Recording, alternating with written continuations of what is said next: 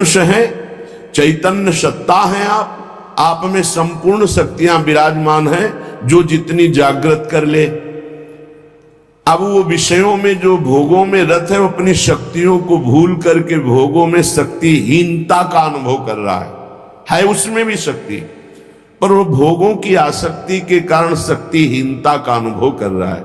इसीलिए श्रीपाद कह रहे हैं कि हमें ऐसे भोगी पुरुषों से नहीं मिलना, ऐसे पापी जनों का संभाषण मिलना जुलना नहीं, पर भगवत भाव उनमें भी रखना है, मिलना नहीं है।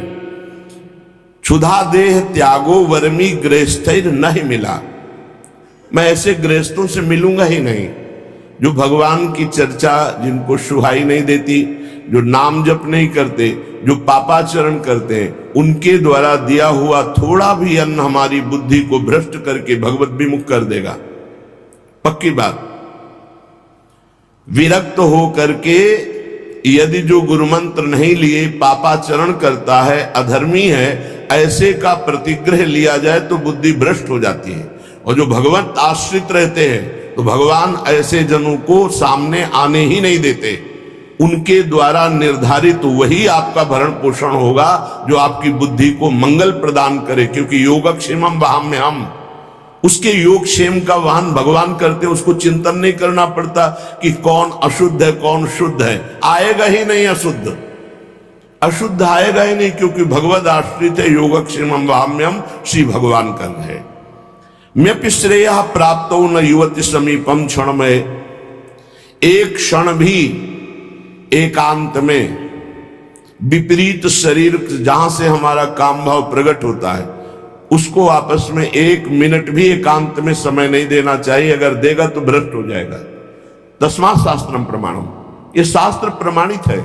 कादर की कोठरी में कैसो भी सयान हो जाए, दाग लागी है, पै लागी है, पै लागी है,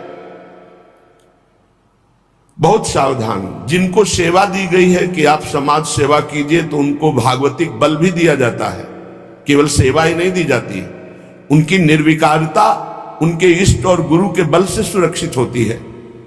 देखो, अगर नाटक करोगे तो माया तुम्हारे सामने नाटक फैला देगी, नहीं निकल पाओगे।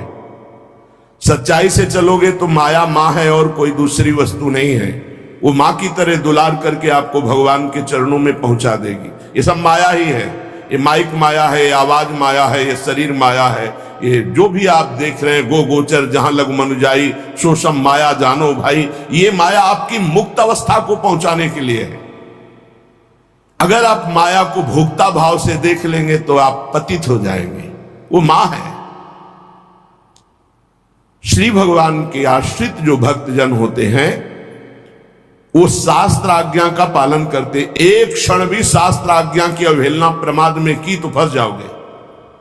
वो तो भगवान कृपालु हैं, कृपा करके फिर उसको रास्ता देते, नहीं तो माया रास्ता बंद ही कर देती है, आगे चलने का रास्ता नहीं रह जाता परमार्थ का। तो कह रहे एक क्षण भी शास्त्र विरुद्ध आचरण के लिए किसी को समय मत दो। कोई तुम्हारा मित्र नहीं है, परमार्थ के सब विरुद्ध है।